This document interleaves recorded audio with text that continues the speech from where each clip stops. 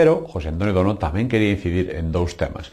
Un deles, o Plan Xeral de Ordenación Municipal, entende o alcalde que se mantivo completamente un acordo ca Xunta de Galicia, contra o que dicía, por exemplo, o Partido Popular. En todo caso, Dono asegura que os técnicos municipais e os técnicos da Xunta de Galicia van da man.